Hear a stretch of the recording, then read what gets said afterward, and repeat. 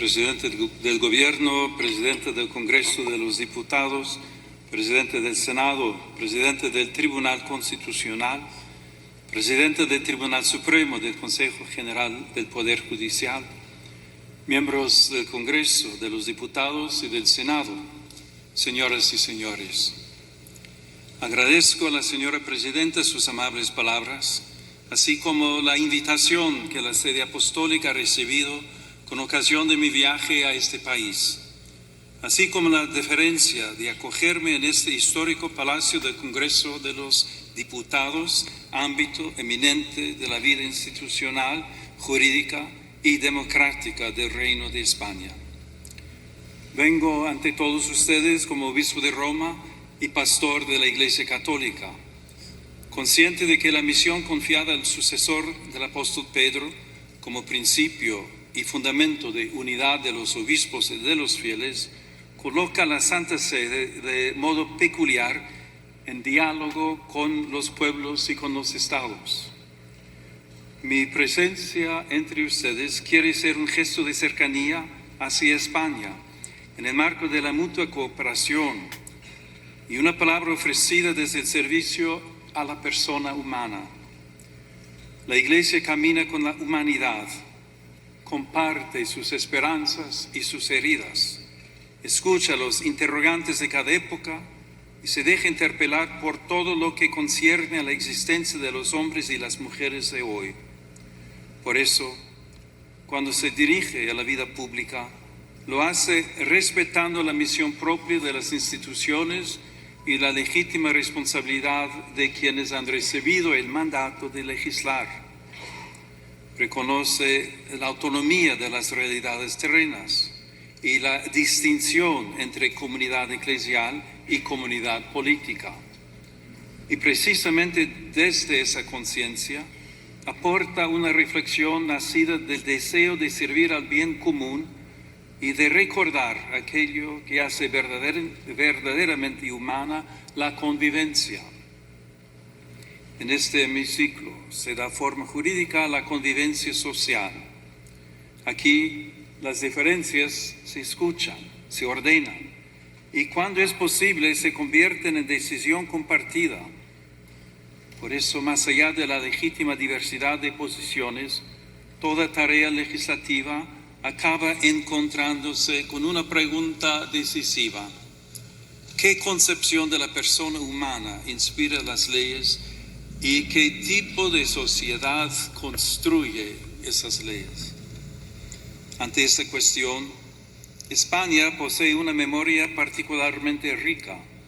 Su identidad geográfica y política se ha ido entretejiendo con una historia en la que la fe y la razón, el arte y el derecho, la tradición y el pensamiento han sabido encontrarse fecundamente en sus catedrales y universidades, en su literatura inmortal, en sus instituciones jurídicas y en el ánimo mismo de su pueblo permanece viva una herencia que ha dado forma a un modo de vivir la libertad, practicar la justicia y ordenar la vida común.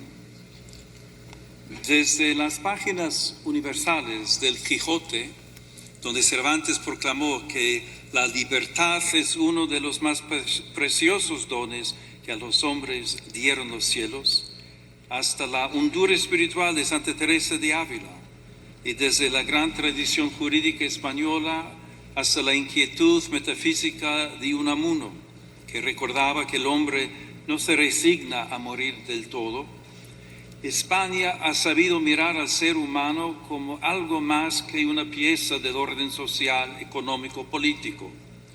Lo ha reconocido como criatura abierta a la verdad, dotada de libertad y movida por una sed de eternidad que ninguna realidad temporal logra extinguir. En una palabra, como alguien cuya dignidad precede a toda utilidad y a cuyo servicio está sujeta la acción legislativa. Por eso, al hablar hoy de la persona humana, esta memoria conduce naturalmente a Salamanca y al pensamiento que allí maduró. La presencia simbólica en esta sala de los reyes Isabel y Fernando remite a aquel momento en que España quedó situada ante responsabilidades históricas de alcance universal. Pocos años después, Salamanca habría de asumir con singular lucidez la reflexión moral y jurídica que ese escenario reclamaba. En aquella sede universitaria, hace 500 años, cuando se abrían mundos nuevos y posibilidades inmensas en las relaciones entre los pueblos, algunos maestros comprendieron que la razón no podía ser invocada para revestir de legitimidad cuanto la fuerza o el interés presentaban como conveniente. Introdujeron así en el discernimiento histórico la pregunta por el valor irreductible de todo ser humano y los límites morales del poder. Hay que reconocer que la sociedad y la misma Iglesia no siempre estuvieron a la altura de las intuiciones que encontraban eco en su propia tradición cristiana. Sin embargo, aquel interrogante abrió un horizonte intelectual y moral que desbordó su propio momento histórico. La intuición del totus orbis, de una comunidad humana más amplia que cualquier poder particular, permitía afirmar la existencia de vínculos jurídicos y morales entre los pueblos. Desde España, la reflexión de la Escuela de Salamanca y de manera particular Fray Francisco de Vitoria, junto con otros dominicos jesuitas, contribuyó a formar una conciencia jurídica y moral capaz de recordar que la autoridad lleva siempre consigo una responsabilidad y que todo ser humano debe ser reconocido como sujeto de derechos y deberes. Ese anhelo sigue hablando también hoy, que la dignidad, la justicia y el bien común sean la medida de las relaciones sociales, tanto a nivel nacional como a nivel internacional. Esta es una de las grandes herencias de España, haber unido la acción histórica con la lucidez de la razón moral. Aquella contribución, nacida a orillas del Tormes, trascendió las aulas y las bibliotecas y llegó a formar parte de una conciencia más amplia, compartida por la comunidad internacional que sigue preguntándose cómo construir la paz sobre el reconocimiento de la persona y no sobre la imposición de la fuerza. Ese legado vive también en estas Cortes, cada vez que el legislador se pregunta cómo hacer que lo posible sea justo, que lo legal sea verdaderamente humano y que la voluntad de la mayoría custodie aquellos bienes que pertenecen a todos y respete aquello que ninguna mayoría puede legítimamente vulnerar. La pregunta salmantina sigue acompañando la tarea de quienes sirven a la vida pública. Hoy, los nuevos mundos que se abren ante nosotros ya no se dibujan en los mapas, se despliegan en la técnica, en la economía, en la biomedicina y en el universo digital, donde el poder humano alcanza ámbitos cada vez más delicados de la vida personal y social. El progreso ofrece posibilidades admirables y hoy lo vemos en modo singular en el desarrollo de la inteligencia artificial y las nuevas tecnologías. Como he recordado en mi reciente encíclica, la tecnología en sí misma no es neutral porque toma el rostro de quien la concibe, la financia, la regula y la utiliza. Por eso, ante las transformaciones de nuestro tiempo, nuestro discernimiento debe centrarse en qué lugar ocupa la persona humana en nuestras decisiones y cómo se plantean hoy de manera nueva la dignidad del trabajo, la solidaridad, la política social y el bien común. Este discernimiento comienza por una afirmación primera. Toda sociedad auténticamente justa se edifica sobre el reconocimiento de la dignidad inviolable de la persona humana. Tal dignidad precede a toda concesión del Estado y no puede quedar subordinada a consensos sociales mudables o al vaivén de las mayorías de cada momento. Pertenece a todo ser humano por el hecho mismo de existir y por eso debe orientar todo ordenamiento jurídico positivo. La fe cristiana la proclama a partir de la revelación. La razón humana puede reconocerla como exigencia inscrita en la verdad del hombre. Cuando esta convicción permanece viva, el derecho se convierte en amparo de todos y en garantía frente a la imposición de intereses y agendas particulares. Sobre este fundamento, me corresponde pronunciar hoy una palabra serena y firme ante quienes tienen la grave responsabilidad de ordenar jurídicamente la convivencia social. Esta convivencia puede verse amenazada por la cultura del descarte, como tantas veces advirtió el Papa Francisco. En este sentido, si la vida deja de ser reconocida como un valor fundamental, ¿qué futuro pueden tener nuestras sociedades?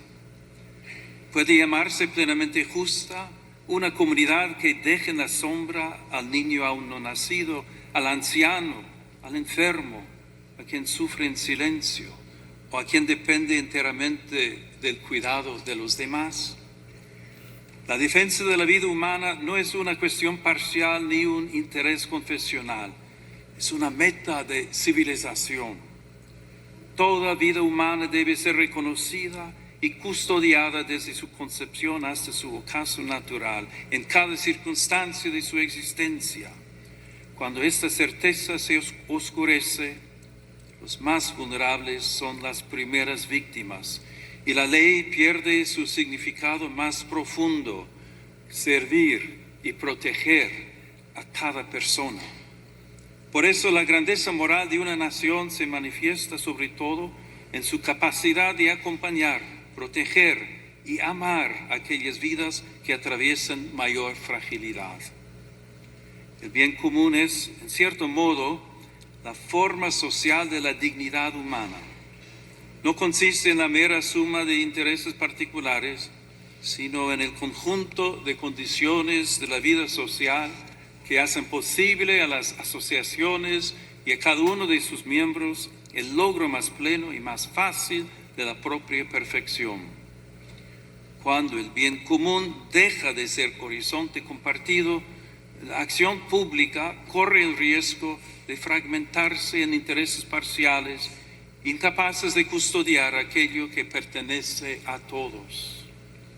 En este contexto, reviste particular importancia la familia, realidad humana primera y fundamento natural de la comunidad. En el hogar se entrelazan las generaciones y se transmite una memoria viva que da continuidad interior a la sociedad. Allí donde la familia es sostenida, se fortalece también la estabilidad espiritual y social de las naciones. La familia será siempre la primera escuela de humanidad en la que se aprende, antes que en cualquier otro lugar, la gramática elemental de la convivencia. Recibir la vida, cuidar al otro, perdonar, servir y pertenecer. También las instituciones educativas ocupan un lugar decisivo en esta tarea. En ellas, las nuevas generaciones pueden aprender a buscar y amar la verdad y a cuestionarse sobre el sentido de la vida y la dignidad de cada persona. Por eso, muchos padres deseosos de que sus hijos aprendan a relacionarse, a pensar con espíritu crítico y a adquirir valores sólidos, depositan en ellas grandes esperanzas como valiosas aliadas en su educación. Esta colaboración ha de respetar siempre el derecho primario e inalienable de los padres a elegir el tipo de educación y de formación que reciben sus hijos, en coherencia con sus propias convicciones morales, culturales y religiosas. La afirmación de la dignidad humana no puede permanecer abstracta cuando tantas personas se ven obligadas a dejarlo todo para buscar paz, seguridad y futuro. También el trágico drama migratorio interpela hoy la conciencia de las naciones y el fundamento ético del orden internacional. Numerosos hombres, mujeres y niños se ven obligados por circunstancias muchas veces dramáticas a partir de sus comunidades y dejar atrás seres queridos, historias y vínculos. Esta realidad rebasa cualquier lectura puramente demográfica o económica. Constituye una cuestión eminentemente moral y jurídica. Ahí donde una persona es discriminada por su origen nacional, étnico, religioso o lingüístico, o por su condición económica y social, se vulnera gravemente el principio universal de la igual dignidad de todos los seres humanos. La situación de los migrantes y refugiados exige una respuesta que mire a las personas, afronte las causas que las obligan a partir y vaya más allá de la mera gestión de flujos. De ahí nace una doble exigencia de justicia social: ofrecer vías seguras y legales, una acogida respetuosa y posibilidades reales de integración, y promover al mismo tiempo el derecho a permanecer en la propia tierra, trabajando para que nadie tenga que abandonar su hogar por falta de paz, seguridad o condiciones dignas de vida, por las desigualdades económicas y los efectos de la crisis climática. En los últimos años, las rutas cada vez más peligrosas han evidenciado el altísimo coste de esta realidad, tantas veces escondida o ignorada. Muchas personas siguen siendo presas de traficantes y contrabandistas que se aprovechan de su desesperación. Es necesario fortalecer la prevención, el rescate y la asistencia a las víctimas, especialmente en el marco de una cooperación regional y multilateral. Ninguna nación puede afrontar por sí sola un desafío de esta magnitud. Por ello es indispensable una respuesta coordinada, solidaria y eficaz, capaz de garantizar protección, acogida y oportunidades reales de integración a quienes emigran. Cuando la respuesta institucional se hace cercana, justa y coordinada, las fronteras dejan de ser lugares de abandono y pueden convertirse en espacios de protección responsable de la dignidad humana. Señorías, el mundo atraviesa una profunda crisis espiritual y cultural que se manifiesta en múltiples formas de violencia, polarización y desconfianza recíproca. En este contexto, la paz se presenta como una aspiración política y más aún como una verdadera exigencia moral. Reclama una palabra pública que respete a quien piensa distinto, instituciones puestas al servicio del encuentro, una memoria histórica que busque la verdad y la reconciliación y una vida social capaz de sostener la amistad cívica y el respeto mutuo en medio de la discrepancia. En el plano internacional, la paz exige valentía diplomática, responsabilidad ética y una visión de futuro fundada en el respeto a la identidad de cada pueblo y en la obligación de los estados de resolver sus controversias por los caminos pacíficos que ofrece el derecho internacional. Toda guerra constituye, en última instancia, una dolorosa derrota de la capacidad de negociar y también de aquella conciencia común de la humanidad que reconoce vínculos de justicia entre las naciones. Las armas pueden imponer un silencio temporal, pero nunca podrán edificar una paz auténtica y duradera. Por eso, preocupa que en diversos lugares del mundo y también en Europa vuelva a presentarse el rearme como respuesta casi inevitable ante la fragilidad del escenario internacional. La verdadera seguridad, en cambio, nace de la justicia, del diálogo paciente, del respeto al derecho internacional y de una política capaz de poner la vida de los pueblos por encima de los intereses que se benefician de la guerra.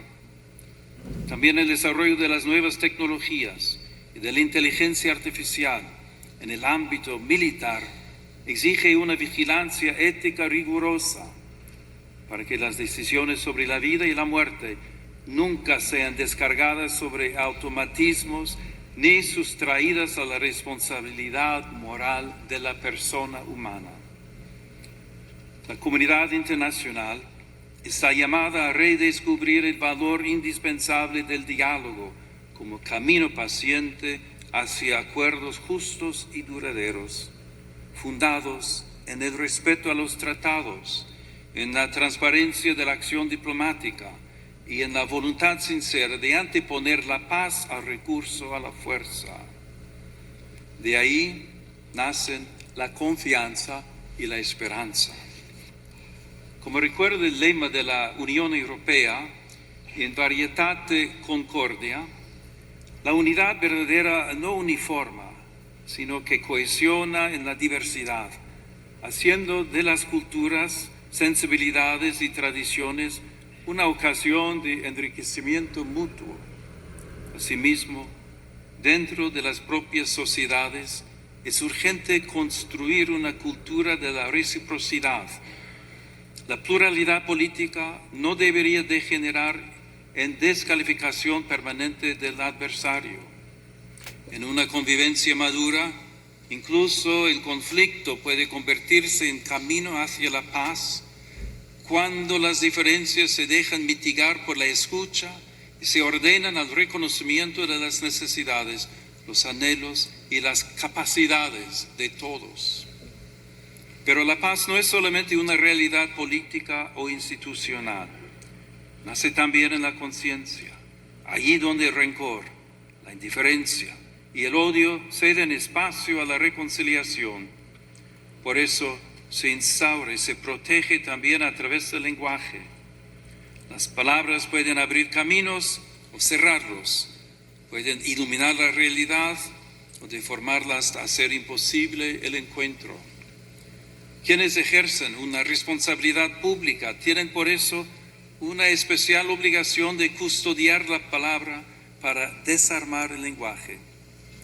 La firmeza no exige desprecio, la discrepancia no conlleva humillación. De este respeto al otro nace también el deber de custodiar el espacio donde maduran sus convicciones, su conciencia y su relación con Dios. La atención a ese ámbito interior permite comprender mejor una cuestión decisiva para toda sociedad verdaderamente democrática: la libertad de pensamiento, de conciencia y de religión, derecho fundamental que tutele el ámbito más íntimo de las personas. La libertad sobre la que se edifica el Estado contemporáneo, si es auténtica, reconoce la dimensión religiosa del ser humano, la respeta y la tutela jurídicamente, y evita que alguien tenga que renunciar a contribuir a la sociedad en la que vive por causa de su fe. Sin confundir el plano jurídico con el moral, conviene recordar también que la libertad necesita una comprensión plena de sí misma. Ser libre no significa únicamente estar libre de coacciones o disponer de muchas posibilidades de elección. Significa poder reconocer el bien y adherirse a él responsablemente.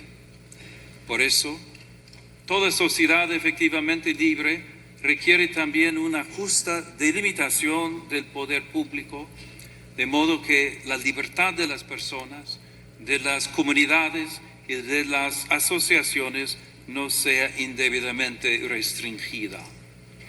Desde esta perspectiva, la legítima autonomía del orden temporal jamás debe interpretarse como hostilidad hacia el fenómeno religioso. La fe no pretende imponerse mediante privilegios ni coerciones. Sin embargo, tampoco puede ser relegada al silencio como si fuese irrelevante para la vida pública. En este contexto, el sigilo sacramental de la confesión reviste una importancia especial para la Iglesia Católica. Se inserta en el ámbito más amplio de la libertad religiosa, que garantiza a las comunidades creyentes un espacio propio de vida, organización y disciplina interna. Tutelarlo jurídicamente, como sucede de modo análogo en algunas profesiones, significa preservar un espacio sagrado de libertad interior, donde el creyente puede abrir su alma ante Dios sin temor a presiones externas, como reconocen también las normas internacionales.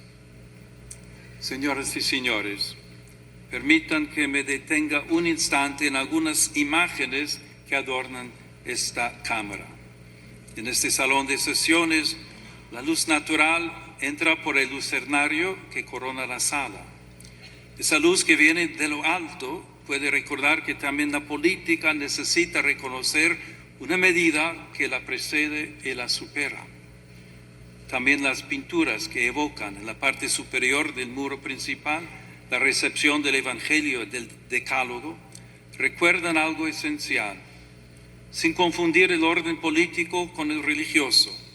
Esos signos invitan a reconocer que la libertad moderna ha sido preparada también por una larga educación de la conciencia, profundamente marcada por la tradición cristiana. En esa escuela interior, los pueblos aprendieron que el derecho debe servir al bien, que la justicia pone límites a la fuerza, que el poder necesita legitimidad, que los pobres pertenecen plenamente a la comunidad, que el extranjero debe ser acogido conforme a su dignidad y que la vida humana jamás puede ser tratada como mercancía. Una ley no alcanza su verdadera grandeza por el mero hecho de haber sido formalmente aprobada. La alcanza cuando, además de ser válida en su forma, puede comparecer ante la dignidad de la persona y salir de ese examen sin avergonzarse. Les invito a alzar pues la mirada, no para alejarse de la realidad, sino para recordar que toda decisión de las autoridades públicas toca personas de carne y hueso, especialmente a quienes tienen menos fuerza para hacerse oír. Porque la altura de miras consiste precisamente en mirar con más hondura aquello que está en juego en cada decisión pública. Por eso, junto a las respuestas técnicas y las reformas legales, hace falta también una renovación moral. España puede ofrecer mucho en este camino. Cuenta con una lengua que une continentes, una tradición cultural, jurídica y espiritual que ha sabido poner en diálogo fe y razón, derecho y conciencia, unidad y pluralidad. Esta experiencia histórica recuerda también el valor de la concordia y del esfuerzo paciente por construir una convivencia pacífica y justa. Que esta noble nación jamás pierda la memoria de sus raíces ni la audacia de mirar al futuro. Que España continúe siendo tierra de encuentro, de cultura, de solidaridad y de esperanza. Y que su vida pública sepa unir siempre la firmeza de las convicciones con la nobleza del diálogo y la grandeza del servicio. Que Dios conceda paz a todas las naciones de la tierra, concordia a las familias y serenidad a las conciencias. Y que sobre el reino de España, marcado por la huella apostólica de Santiago y por la presencia maternal de la Virgen del Pilar, desciendan días de prosperidad, justicia y paz duradera. Muchas gracias. 30分钟11秒。哇，你受了就是。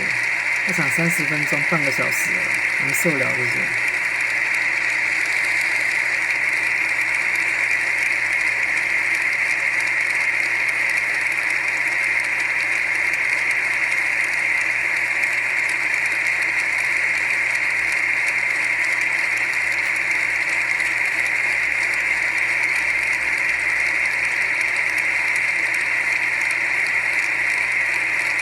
喜欢被人家骂这些人，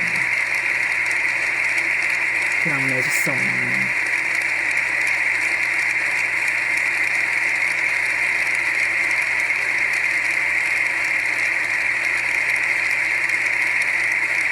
西班牙人就变态了。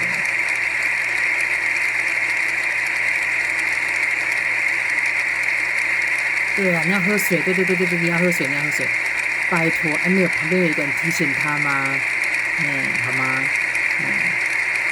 那个侍者我已经死心了，百事用的，他真的很需要喝水。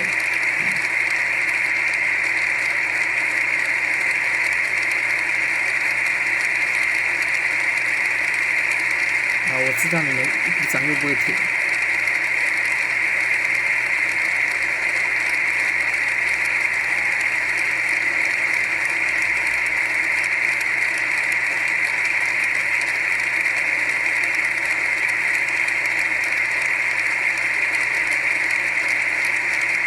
我以为今天到国会是休息的，结果不是啊，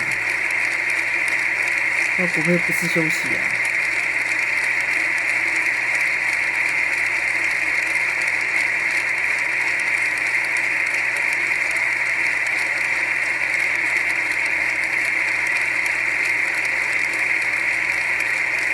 我想看那个书记的主教的表情呢。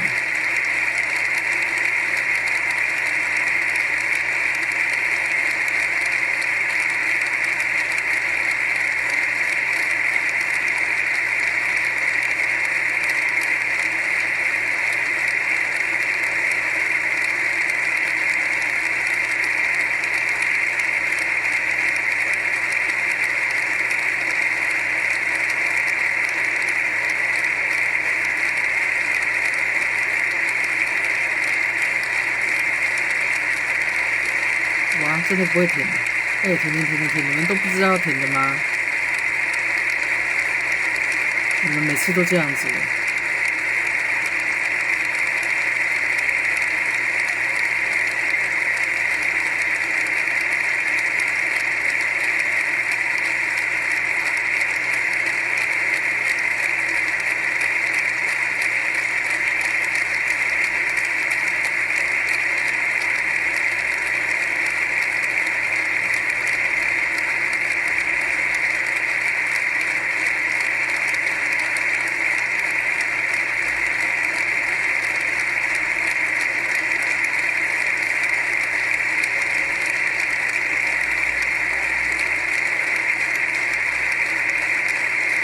骂得好，对了，骂得好，鼓掌！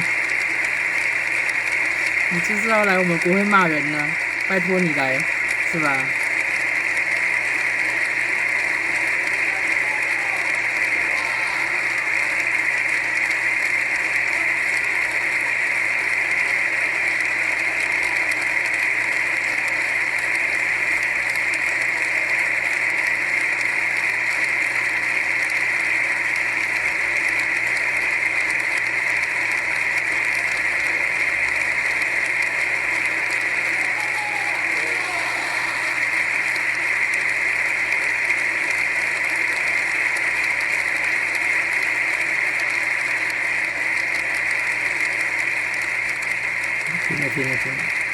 停了没？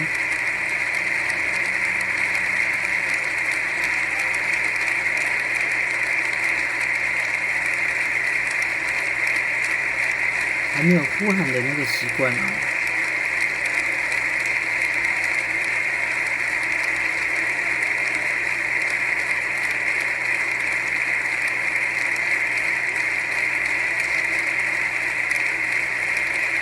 这么太夸张了。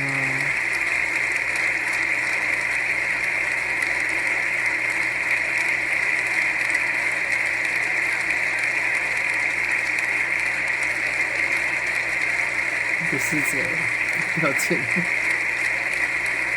我感觉这人都疯了。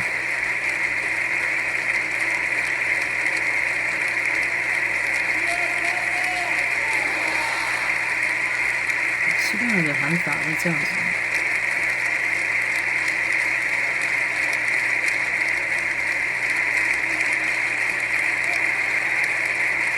把他架走啦，要不然你就一直拍，对吧？要把他架走，快点，把他送走，架走他，要不然你们就一直拍。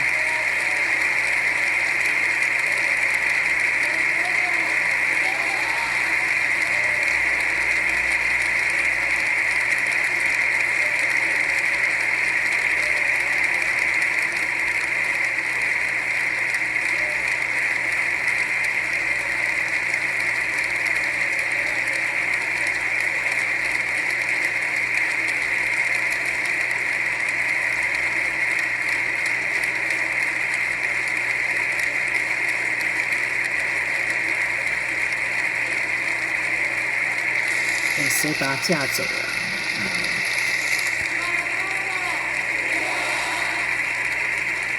别的自己走，快点自己走。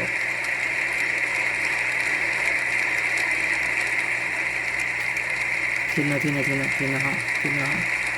自己走，对，自己走，对。哦，你们一直拍，自己走，对，自己走。